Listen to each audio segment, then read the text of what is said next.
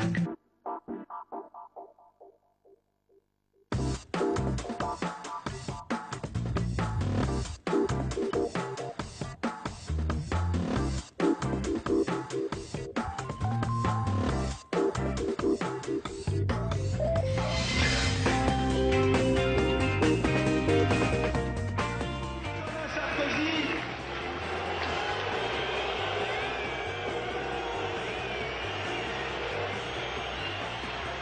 droite se déchiquetait. C'était vécu vraiment comme une déchirure profonde entre les hommes. La droite en connaît les guerres fratricides, mais jusqu'ici, celles que se livrèrent Baladuriens et Chiraciens dans les années 90 semblaient, même à Jean-François Copé, être un sommet indépassable. Alors, quelles conséquences aura la nouvelle guerre? Copé et Fillon, avec quelle stratégie de communication l'un et l'autre ont-ils géré la crise? Et quel impact aura-t-elle sur leur image respective? Pour répondre à ces questions et pour déshabiller en tout bien, en tout honneur, les Quint et Abel de l'UMP, avec nous 4 invités. Patricia Balme, conseillère en communication politique, vous avez conseillé plusieurs personnalités de droite de l'UMP et vous êtes plutôt proche, on va dire, de la mouvance Fillon. Guy Alvez, communicant également, vous avez, il fut un temps, travaillé avec Jean-François Copé, dont vous restez proche à titre personnel. Jean-François Sirinelli, historien et spécialiste de la droite.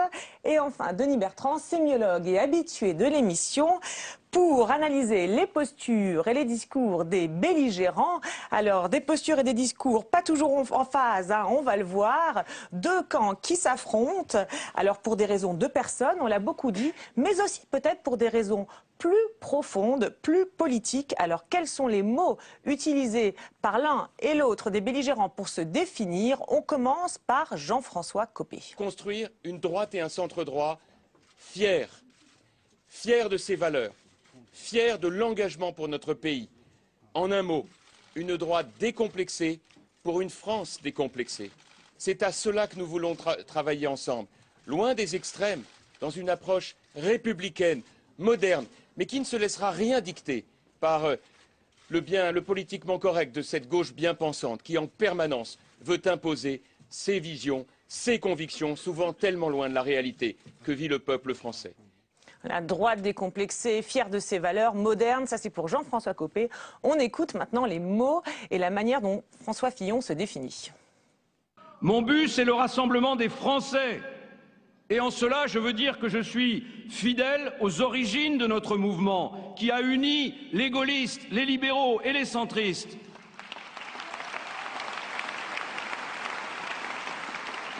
Fidèle aussi au sigle de l'UMP, où le mot populaire nous commande de fédérer autour d'un idéal le salarié et le chef d'entreprise, l'agriculteur et l'ouvrier, le retraité et l'étudiant, le patriote et l'européen. Cette stratégie du rassemblement, c'est vrai, me distingue de Jean-François Copé. Voilà, alors ça c'était pendant la campagne, hein, mais c'est les mots que l'un et l'autre ont martelés pour se définir. Alors aujourd'hui on parle beaucoup de guerre de personnes, on va y revenir, mais il y a aussi la fracture peut-être aussi plus politique. Alors la question c'est est-ce que les mots utilisés par l'un et l'autre, Jean-François Sirinelli, suffisent à matérialiser une vraie frontière entre les deux camps? C'est une question importante, en même temps c'est compliqué parce que chacun des deux là est dans un rôle. Nous sommes en face d'images de synthèse et donc notre rôle c'est de décrypter en quelque sorte ces images. Je dirais que les mots là sont essentiels et c'est bon de commencer par là dans la mesure où les thèmes mis en avant sont des thèmes qui parcourent les droites au fil des décennies, au fil des générations et que visiblement ils se saisissent les uns et les autres de tel ou tel de ces mots, pour faire vite. D'une part, Copé, la droite décomplexée, il y a une tentative depuis maintenant une trentaine d'années, depuis 1981, même de décomplexer le mot droite. N'oubliez pas que jusqu'en 1981, jamais la droite ne se qualifie comme telle. Ça n'est que dans la défaite au soir des élections présidentielles puis législatives de 81 que la droite se saisit du terme, en disant nous sommes l'opposition de droite face à la gauche victorieuse. Et depuis, si vous voulez, il y a ce combat constant pour décomplexer. Donc il ne faut pas simplement, comme le disent les observateurs, y voir du message subliminal envers le Front National, ou plus exactement envers les militants en leur disant, bon, non, ça va beaucoup plus loin. Alors, Par ailleurs, il y a le rassemblement. Et les phrases de François Fillon sont extraordinaires, parce que n'oubliez jamais la phrase de Malraux, il parlait à l'époque du RPF, du gaullisme, du temps de la... C'est le métro à 6 heures du soir. Et il y a cette idée du rassemblement du peuple français, on y reviendra sans doute, mais donc ces mots sont des mots qui comptent, sauf que ce sont des images de synthèse.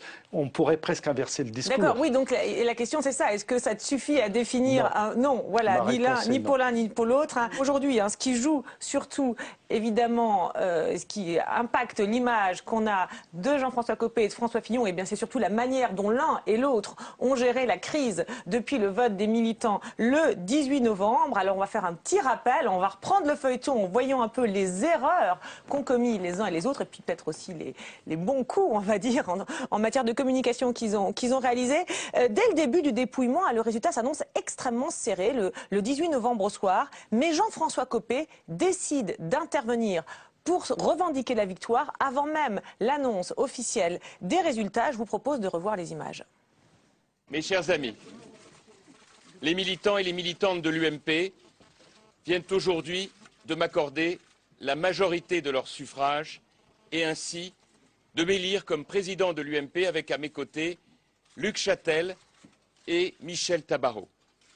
Je veux vous dire que c'est pour moi une grande émotion et aussi une grande reconnaissance que de voir qu'un grand parti politique comme le nôtre, qui a connu bien des difficultés ces derniers mois avec les défaites que nous avons connues, a décidé de redresser la tête et de répondre à l'appel à la résistance que je leur avais lancé.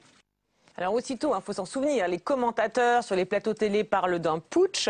François Fillon lui répond dans les minutes qui suivent. Sur le fond, lui pense aussi avoir gagné, mais les mots ne sont pas les mêmes. Nous avons remonté tous les résultats de toutes les fédérations de France métropolitaine, des départements d'outre-mer et des Français de l'étranger. Ces résultats me donnent une courte victoire de 220.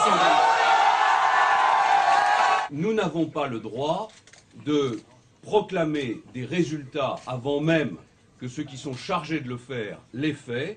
En tout cas, je veux vous le dire, je ne lâcherai rien. Je ne lâcherai rien parce que ce qui est en cause aujourd'hui, c'est la capacité de la droite et du centre à incarner le redressement de notre pays.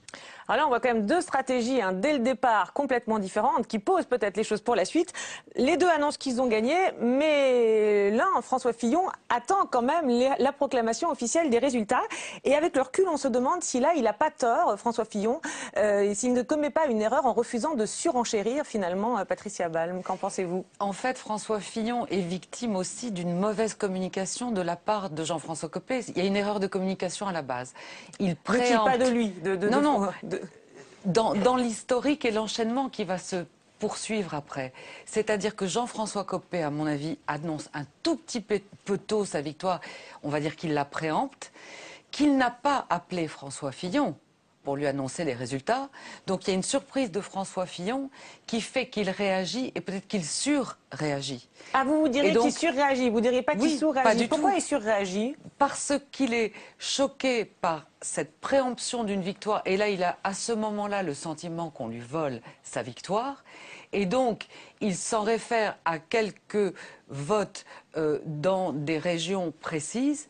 Et il faut bien qu'il s'accroche à quelque chose, puisqu'il a été doublé en matière d'annonce et de communication par Jean-François Copé. D'accord. Et tout le monde a été un peu trop loin, s'est pris les pieds dans le tapis. Alors c'est vrai que celui qui commence peut-être à aller trop vite, Guy Elvez, c'est Jean-François Copé. Avec le recul, est-ce qu'il n'a pas commis une énorme erreur en annonçant comme ça sa victoire avant la fin du décompte, avant la confirmation des résultats? Est-ce que c'est aujourd'hui et plus tard, il n'a pas payé cette erreur? L'histoire dira s'il a commis une erreur ou pas. En tout cas, pour comprendre sa déclaration avant que les chiffres officiels tombent, il faut se rappeler d'un épisode qui s'est passé quelques mois avant, qui est le dépôt des parrainages, où effectivement Jean-François Copé annonce 30 000 parrainages et pense à ce moment-là être sincèrement en avance, et François Fillon en annonce 45 000 derrière. Et à partir de cet épisode-là, il y a un manque de confiance et un manque de transparence entre les deux. Donc moi je comprends de l'acte de Jean-François Copé qui se précipite ou qui va devant la caméra de télévision, et je pense qu'en son fort intérieur, il est certain d'avoir gagné. Les chiffres, je ne les ai pas et je ne sais pas qui les a, mais en tout cas dans sa démarche personnelle, il est certain d'avoir gagné. Et je pense qu'il craint à ce moment-là que François Fillon, dont la parole est annoncée assez rapidement à la télé, annonce effectivement sa victoire. Donc l'acte qu'il a fait, c'est de dire je m'assieds le premier sur le fauteuil. D'accord, oui, là vous expliquez effectivement la psychologie. Donc, tout ça pour vous dire que l'erreur, c'est quand on a le choix, au final. Quand on n'a pas le choix, et là on fait de la politique, on a quitté la com pour de la politique. D'accord. C'est qu'on n'est plus dans une logique de construction d'image, on est dans une construction de survie. Donc il va se dire, on va me voler ma victoire, qui pense, lui, en son fort intérieur, donc j'y vais. D'accord, donc pour vous, c'est l'impulsion, quoi. Il voit le truc et il quitté réagit. on a quitté la com pour de la politique. D'accord. Pardon, mais est-ce qu'il n'avait pas annoncé cette victoire quelques jours avant, lorsqu'il dit, au moment où les sondages donnent Fillon en tête, et avec un certain écart, même si les sondages se trompent, il y a quand même un écart, et il dit, il va y avoir des surprises. Alors, oui, un petit... Est-ce qu'il n'y a pas une question à se poser là? Jean-François Sirinelli. On vient de le dire, on quitte le domaine de la communication et on vient de donner un mot, surprise. Nous remettons en contexte, c'est le travail de l'historien. Là, c'est une énorme surprise puisque, encore quelques heures plus tôt, tout le monde donne François Fillon gagnant. Donc, de toute façon, il faut replacer ça dans ce contexte. Et deuxième chose, à partir de là, on est dans des questions de tactique. C'est le premier qui prend la parole, qui donne en quelque sorte le là.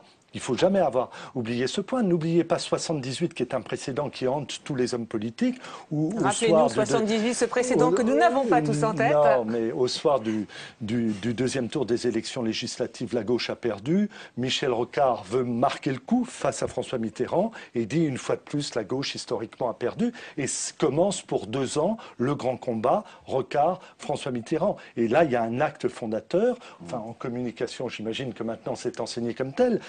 Donc il y a une question de timing, mais il y a une question de positionnement. On est dans du jeu politique, on n'est plus simplement dans la communication, on n'est pas simplement à direction de l'opinion publique, on est sur les chaînes câblées, il est environ 11 Oui, parce que par rapport à 78, la différence, c'est ça, c'est qu'en 78, on se positionnait vis-à-vis de son camp. Là, aujourd'hui, on peut dire aussi l'histoire va vite, les choses passent très vite, etc., mais compromettre durablement son image, qui n'était peut-être pas le cas en 78. En 78, tout à fait. Parce que c'est vrai que ce qui est frappant à revoir l'image avec un peu de recul, notamment celle de Jean-François Copé, quand il arrive, on a l'impression qu'il est dans une espèce de précipitation. Voilà, il parle de son émotion, etc., mais il dit les mots à toute vitesse. Enfin, ça fait quand même une drôle d'impression, non, Denis Bertrand? Oui, enfin moi, ce qui me frappe d'abord, c'est que le déroulement du récit repose sur des actes de langage extrêmement simples. Certes, les façons de faire sont un petit peu différentes, mais c'est l'espèce de gémellité, c'est-à-dire de deux candidats candidement, si j'ose dire, voilà, qui ont tiré les mêmes leçons des épisodes. Qui vont déclarer le même acte, et c'est précisément sur cette double déclaration que va naître le conflit et la violence du conflit.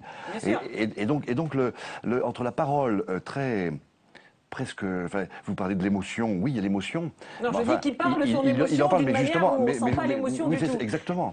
Il y a un décalage entre ce qu'il dit et la manière dont il le dit. Je crois qu'il faut creuser ces décalages. Il y a une signification de surface et dessous, il y a une autre signification. Et comment expliquez-vous ce teasing quelques jours avant lorsqu'il dit qu'il va y avoir des surprises? Je pense qu'il dit simplement, à mon avis, il est tellement annoncé à 30%, qu'il est certain, vu la campagne qu'il fait, vu que le fait qu'il ne sera pas à 30%, qu'il sera à 45, 47, 48. Ce qui, pour lui, à ce moment-là, est déjà une victoire. Je ne pense pas que dans sa tête, à ce moment-là, j'en ai pas parlé avec lui franchement, mais je ne pense pas que dans sa tête, il soit certain de sa victoire. Il se dit, la place est là pour gagner, je ne reconnais pas les sondages. On le sent à un moment. Oui, sur le terrain, à un moment, on voit sur le d'accord. terrain si ça remplit, si ça n'a pas rempli. Là, il se dit, c'est pas possible qu'on m'annonce à 30%. Donc la surprise sera là.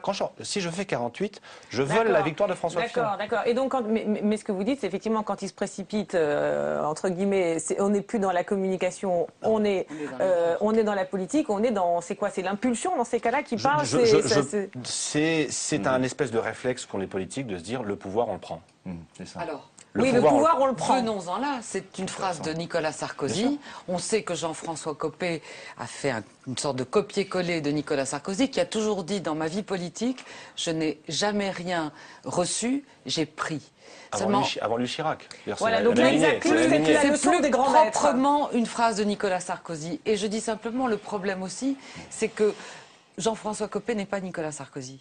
et que chacun doit avoir une personnalité différente et sa propre personnalité. Vous voulez dire que ça ne colle pas à sa personnalité ou vous voulez dire que la manière de le faire Il a voulu dès le départ lancer un message subliminal qui était très astucieux en disant « je serai peut-être le nouveau ou le futur Nicolas Sarkozy ». Et là, il s'est pris les pieds dans le tapis. Pourquoi il s'est pris les pieds dans le tapis? Parce qu'il ne peut pas, lui, préempter avec ce qu'il y a derrière lui politiquement par rapport à un Nicolas Sarkozy qui a été président d'un parti. Jean-François Copé est encore une jeune pousse, même si, en politique, il a eu une carrière politique. Mais il n'est pas Nicolas Sarkozy. Un petit mot là-dessus, Jean-François Sirinelli, puis on va passer à la suite, parce qu'il y a encore de nombreux épisodes. Oui, vous avez parlé tout à l'heure de putsch.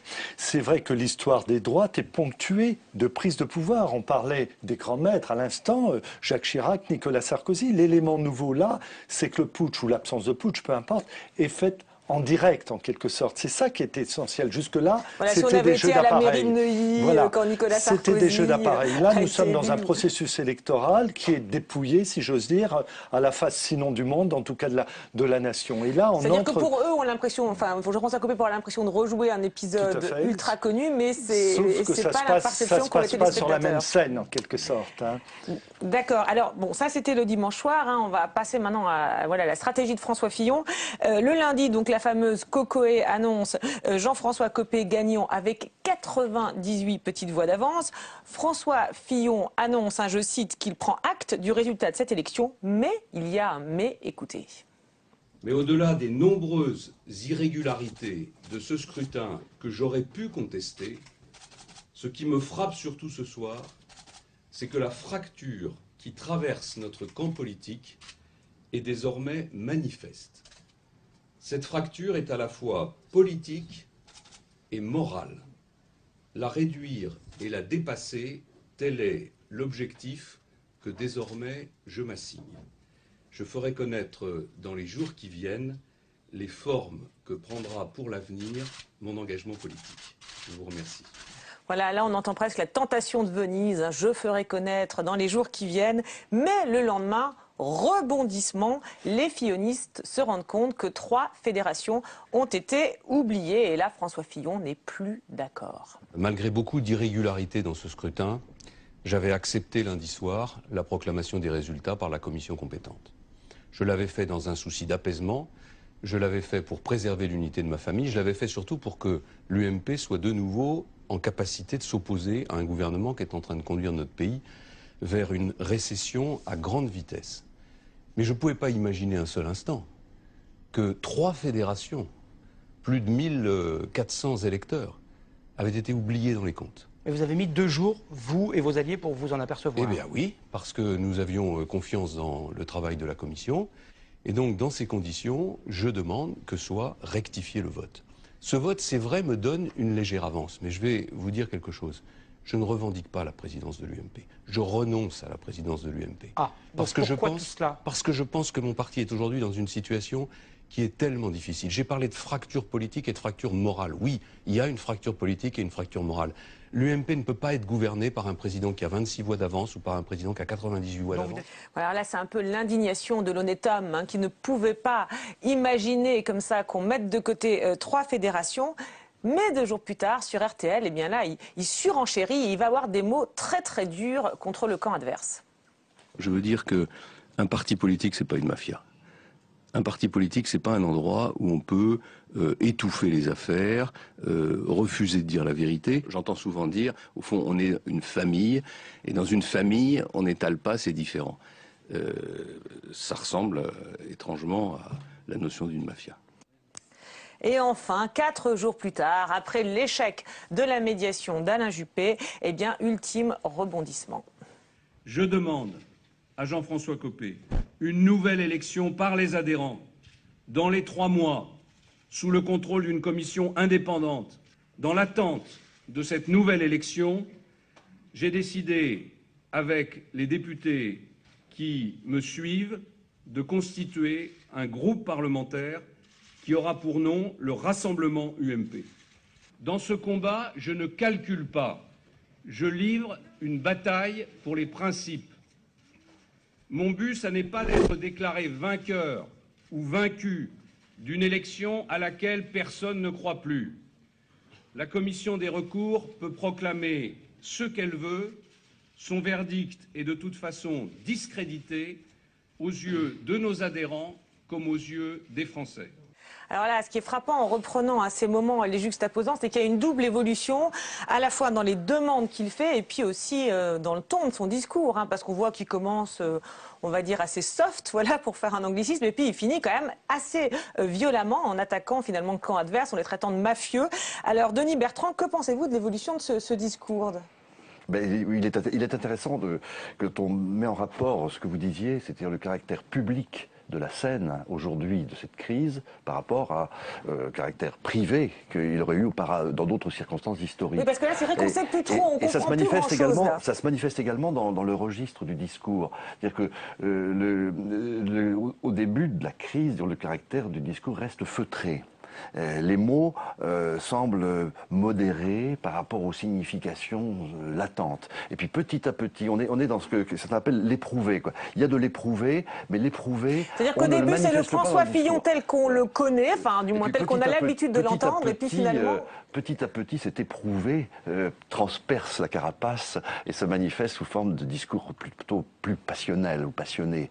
Et à ce moment-là, vont surgir de nouveaux mots, de nouvelles figures, presque la mafia, c'est quand même un mot extrêmement fort, mais qui n'aurait pas surgi à la première étape. Alors là, justement sur l'évolution des mots, c'est vrai qu'on a l'impression qu'à la fin on le reconnaît plus, quoi, pratiquement, François Fillon. C'est exact, mais il y a une phrase très intéressante dans son discours lorsqu'il dit je n'ai plus confiance dans les statuts. Alors, il faut revenir à la genèse de ces statuts. Il est vrai que dès le départ, François Fillon et le camp Fillon avaient demandé à ce que Jean-François Copé se démette de ses fonctions et aille, comme lui, à cette élection. Il faut rappeler pourquoi... Oui, avec quelqu'un de neutre qui organise. Exactement, bon, ça, et pas avec les moyens. Il avait accepté, et quand on l'entend, on n'a pas forcément ça en tête. Quand Jacques Chirac a créé l'UMP, et quand Nicolas Sarkozy a repris l'UMP, le président de l'UMP était le président de la France. Il n'y a jamais eu ce problème qui s'est posé entre le secrétaire général qui se présente à la présidence de l'UMP. Donc, à mon avis, et quelle que soit l'issue de toute cette histoire, il faudra que celui qui sera président de l'UMP revoie les statuts. Alors là, vous parlez des statuts, mais sur l'image de François Fillon, parce que là, c'est vrai que c'est assez bizarre. On a l'impression qu'il se métamorphose pratiquement, non ? Oui, on sent l'homme à bout. L'homme à bout. Il est dans deux situations historiques successives totalement différentes. La première séquence, c'est un vaincu ce jour-là. Oui, quand il prend acte des résultats, il prend rang, il prend acte. Et il prend date, en quelque sorte. C'est-à-dire qu'il prépare l'avenir sur un registre moral, la fameuse fracture morale, qui est un mot très fort, mais qui le met un peu en réserve du parti. Absolument. Le lendemain, mercredi matin, tout change. Laurent Wauquiez vient vérifier pour sa propre motion les résultats, et il se rend compte qu'il y a une erreur manifeste, puisqu'il y a 3 ou fédérations ou bureaux qui n'ont pas été pris en considération. Et donc, ces mécaniques, dans le camp de Fillon, l'espoir reprend, puisqu'il ne s'agit même plus de triche, où on se neutralise mutuellement, il en avait pris son parti de la décision, c'est nous faisons appel parce qu'il y a des éléments nouveaux. Et du coup, si vous voulez, le personnage n'est plus le même, il devient beaucoup plus offensif, et étant beaucoup plus offensif, il radicalise en même temps le discours, c'est plus simplement la fracture morale qui pouvait être une allusion à des tricheries, c'est la mafia. Moi, j'attire votre attention sur ce mot, rarement dans le débat démocratique, on entend un chef d'État doublé d'un responsable de parti parler de son parti ou de camarades de parti en ces termes. C'est un mot qui laissera des traces en tout état de cause. Oui, Guy Alvez, l'erreur pour vous, c'est ça ? Je ne sais pas si erreur. Au-delà des mots et de l'espèce de montée en puissance sur la violence des mots de François Fillon, ce qui est assez frappant, c'est que quand vous regardez ce que dit François Fillon et ce que dit Jean-François Copé, et surtout à qui ils le disent, c'est exactement la stratégie du début de campagne. Jean-François Copé parle aux militants, rien qu'aux militants, il ne parle que de statut, il ne parle que de valeurs internes, il ne parle que de règles internes. François Fillon, depuis le début de sa campagne, qui se pose légitimement, en homme d'État eu égard à son parcours, etc., parle aux Français de droite. Et quand il va à la télé, quand il dit fracture morale, quand il va à la télé parler quand il dit je quitte mes fonctions, c'est qu'il en appelle encore une fois aux valeurs du peuple de droite. Alors, est-ce que ce qu'il fait est bien ou pas bien ? Par contre, quand il parle de mafia, là, il n'est plus sur le peuple de droite. Mais si, parce qu'il prend justement, il sort du parti et il dit ce parti est géré par des mafieux, une violence qui est extrêmement vexatoire, j'imagine, pour les militants, mais il prend à témoin les Français de droite. Alors vous dites qu'il y a une constance effectivement dans leur positionnement, mais alors quand même, parce que il y a aussi beaucoup de changements, c'est que dans un cas sur TF1, quand il se rend compte qu'il y a eu des fédérations entre guillemets oubliées, hein, il dit moi je veux même plus être patron de l'UMP. Hein. On comprend bien qu'il dit ça pour finalement ne pas être accusé d'avoir des ambitions, trop d'ambitions personnelles ou d'être mauvais perdant. Voilà ces propos. Alors attendez, mais quand finalement on voit bien qu'il demande de revoter, on se dit mais finalement est-ce qu'il n'a pas commis une énorme erreur là aussi en disant qu'il voulait plus se présenter à la tête du parti, qu'il voulait plus être président de l'UMP, non? Je crois qu'à ce moment-là, François Fillon va jusqu'au bout de sa logique. Je pense que quand il dit « ce n'est plus la tête de l'UMP que je revendique », il est parfaitement sincère. En revanche, quand il continue en disant « il faut appeler à revoter », à ce moment-là, il est dans la logique de justicier, entre guillemets, de sa famille politique. Enfin, c'est-à-dire, allons jusqu'au même candidat. Donc, bon. Non, mais je crois surtout que, moi, ce que je comprends de l'acte de Fillon de dire je ne suis plus candidat, c'est qu'il sait qu'à ce moment-là, hein, mercredi soir, parce que tout change en un quart d'heure, il n'a plus de chance de revenir.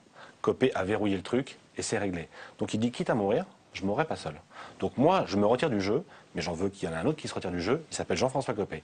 Et c'est là qu'il appelle l'arrivée de Juppé derrière, c'est ça. L'arrivée de Juppé, c'est pas de régler le problème. L'arrivée de Juppé, c'est de mettons Juppé à la tête de l'UMP et voyons après comment on s'en sort. Est-ce qu'on refait des élections? Est-ce que Juppé reste ou pas? C'est pas le sujet. Il se dit ce soir-là, je suis mort. Ben, je suis mort. Je n'ai plus aucune chance mercredi soir d'être président de l'UMP.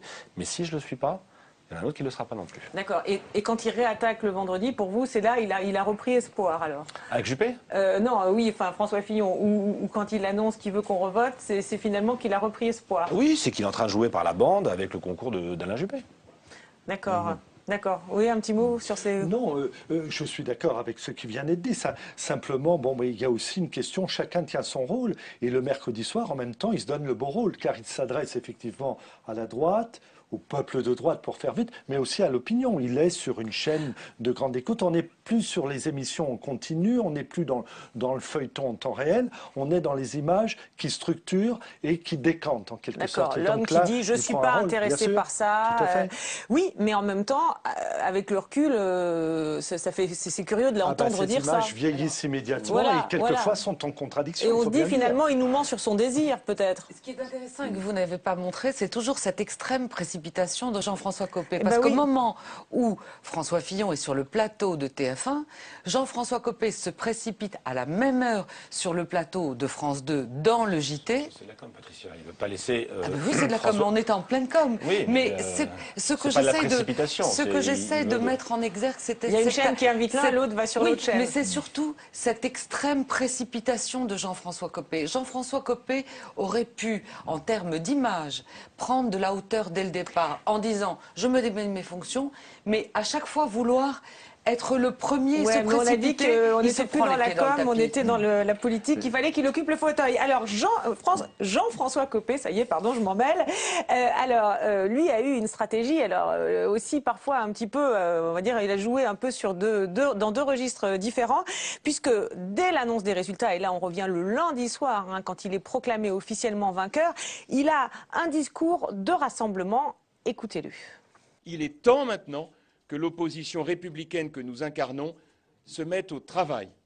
C'est dans cet esprit que j'ai téléphoné à François Fillon. C'est dans ce même esprit que je lui propose, ainsi qu'à toutes celles et ceux qui ne m'ont pas apporté leur soutien dans cette campagne, de me rejoindre. Je le dis à nouveau, mes mains et mes bras sont grands ouverts.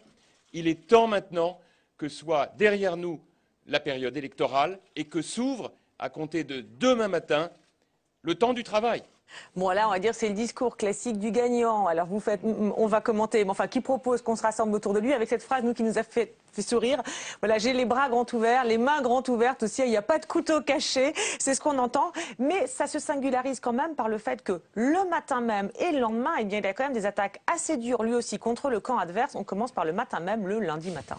Lorsque François Fillon dit dysfonctionnement majeur, je suis extrêmement choqué. Ah oui, il a raison. C'est vrai qu'une fraude dans une urne faite dans des bureaux de vote qui sont tenus par ses amis, oui, ça, il a raison d'être choqué. C'est pour ça que je crois que ce sont des périodes où, puisqu'on a beaucoup parlé, notamment le concernant d'hommes d'État, de dimension d'hommes d'État, je pense que la dimension de l'homme d'État commande deux choses. La première, un peu de sang-froid. Je dois dire que si on pouvait obtenir de ses amis qu'ils sortent un tout petit peu, qu'ils apaisent un tout petit peu leur tour, tous ceux qui ont défilé sur les plateaux et qui l'entourent. Alors ça, c'était avant l'annonce des résultats officiels donnant Jean-François Copé vainqueur. Et puis le lendemain, quand les fillonistes contestent au motif que 3 fédérations ont été oubliées, eh bien là, il attaque à nouveau.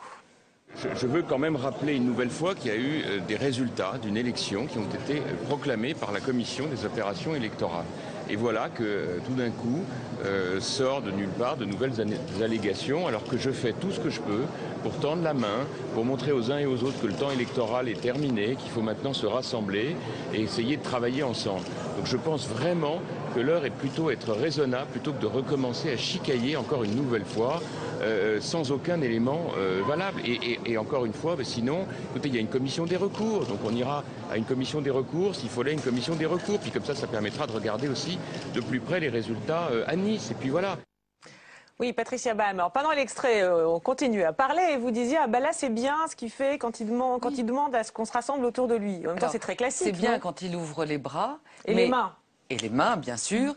Et à nouveau, il se repositionne en chef. C'est-à-dire que sa stratégie de communication qu'il a est tout à fait parfaite et excellente. C'est depuis le départ rester droit dans ses bottes.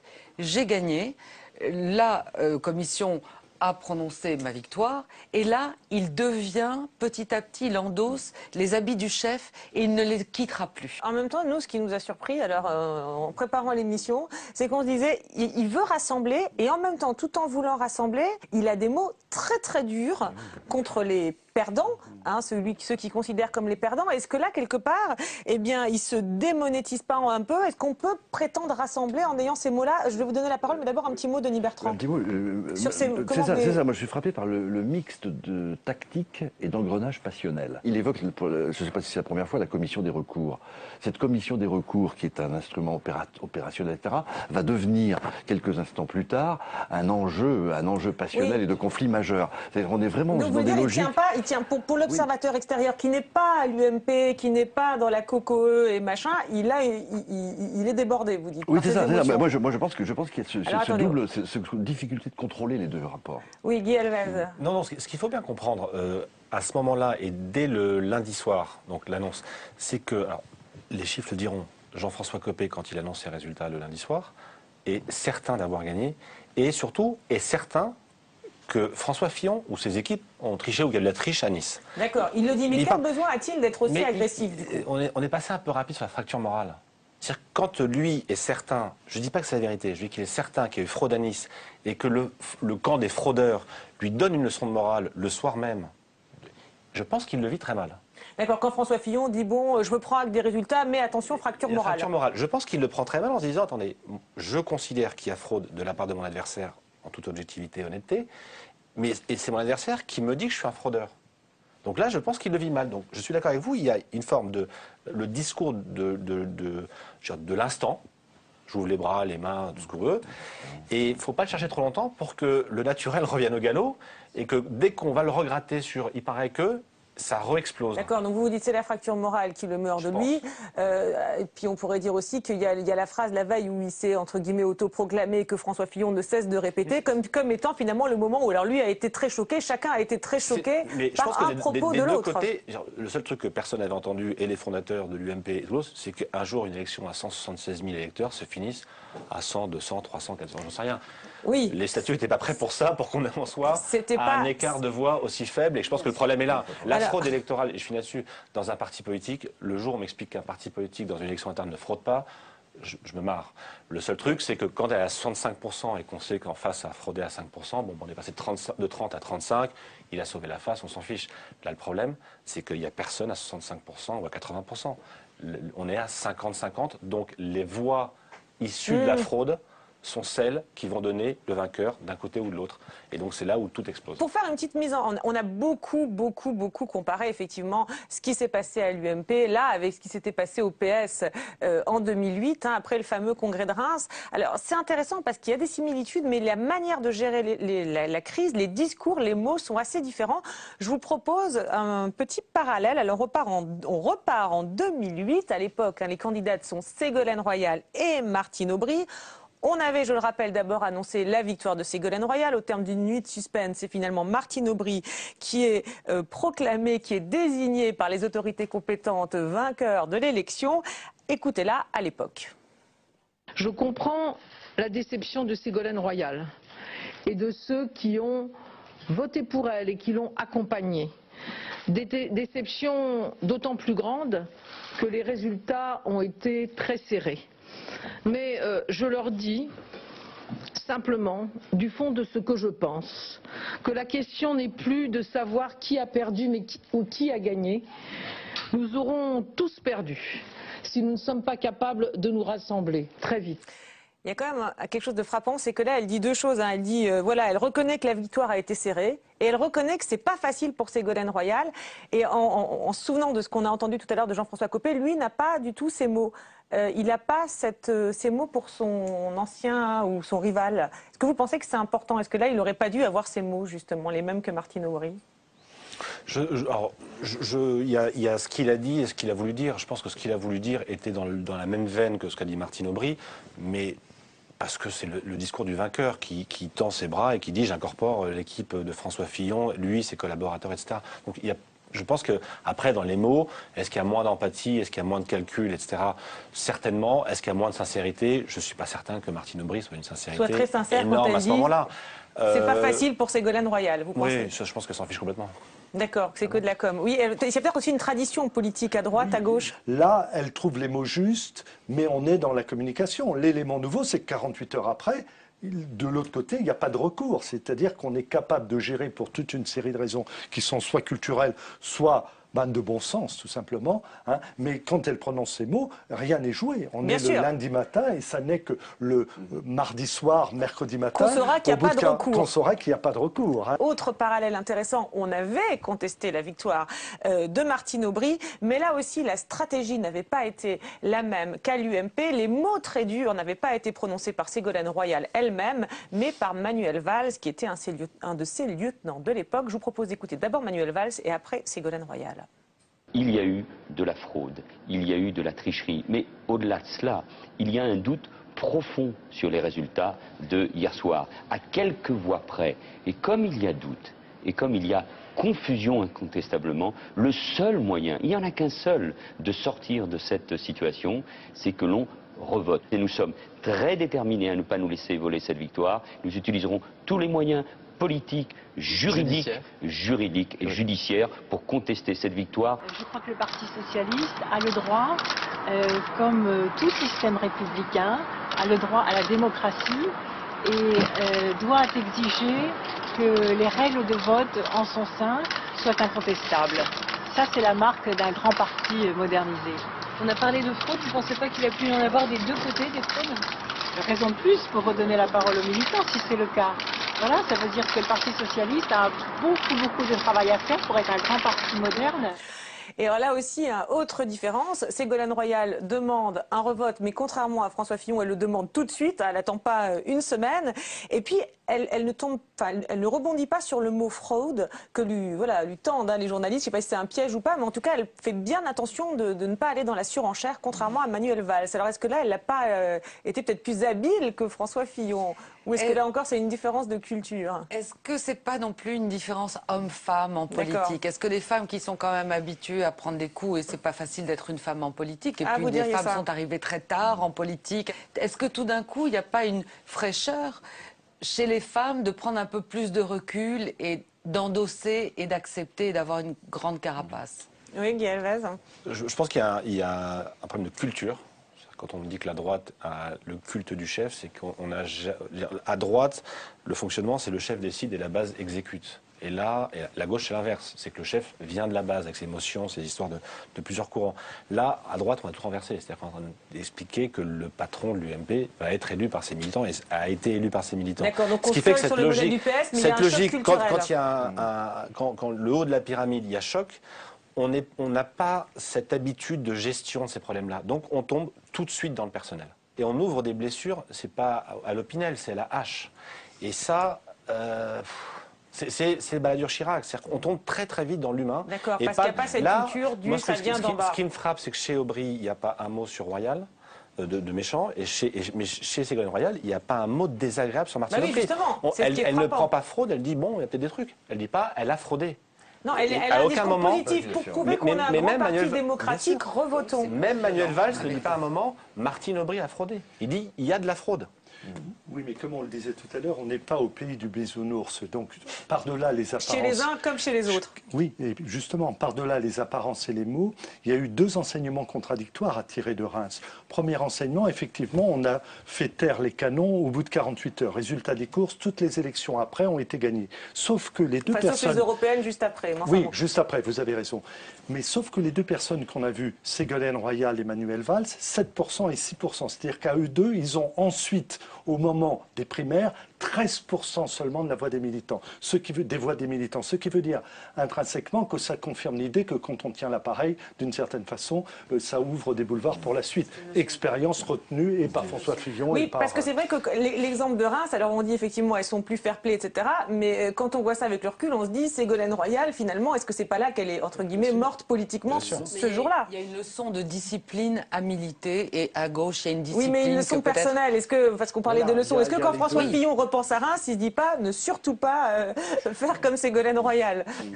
Non, mais parce que la leçon, vous avez raison, madame, la leçon de discipline, elle joue, mais par rapport à un autre congrès, qui est le congrès, alors lui, totalement mortifère, celui de Rennes en 1990. 3 ans après, le PS connaît la plus terrible défaite de son histoire politique sous la Ve République. Donc, si vous voulez, il y a des imbrications de mémoire et chacun tire un peu la morale qu'il veut de ce qu'il observe. De ces images. Voilà, alors pour finir, vous avez eu à plusieurs reprises un mot dans l'émission, c'est pas les bisounours, effectivement, derrière les gentilles déclarations.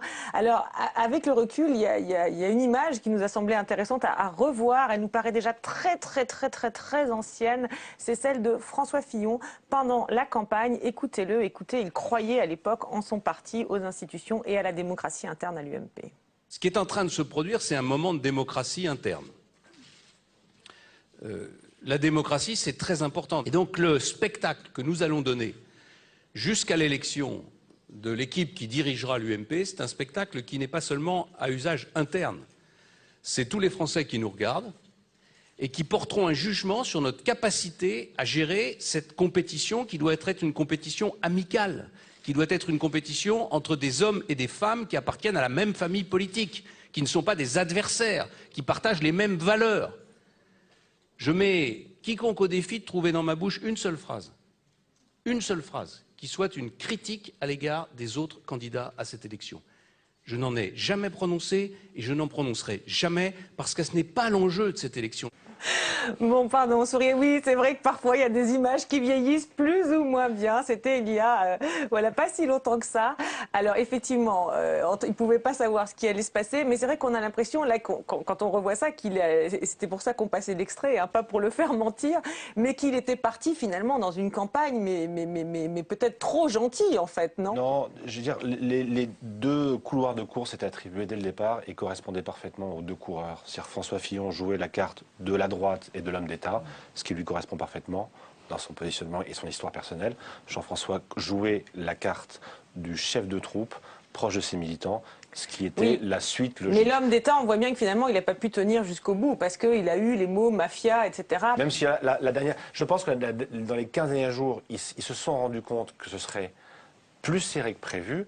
Le ton s'est un peu durci, mais le point de fracture a été l'annonce des résultats. Jusque-là, on est dans le viril mais correct.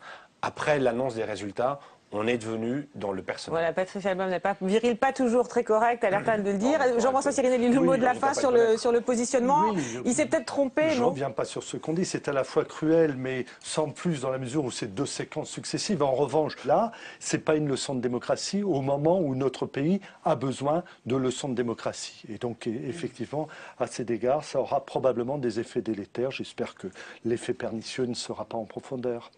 Voilà, mais écoutez, on verra effectivement quelle est la durée de vie de toutes ces images. On a vu que certaines se périment assez vite. Voilà, merci à tous les quatre pour vos analyses. Merci à Marie Lebon qui s'est levée tôt pour m'aider à préparer cette émission. Merci à Diane de Charmas qui s'est couchée tard pour la montée. On se retrouve la semaine prochaine à l'antenne et tous les jours sur le site de Public Sénat pour voir et revoir tous les déshabillés en lait. Je savais qu'il fallait que je le repasse, mais je ne savais plus pourquoi.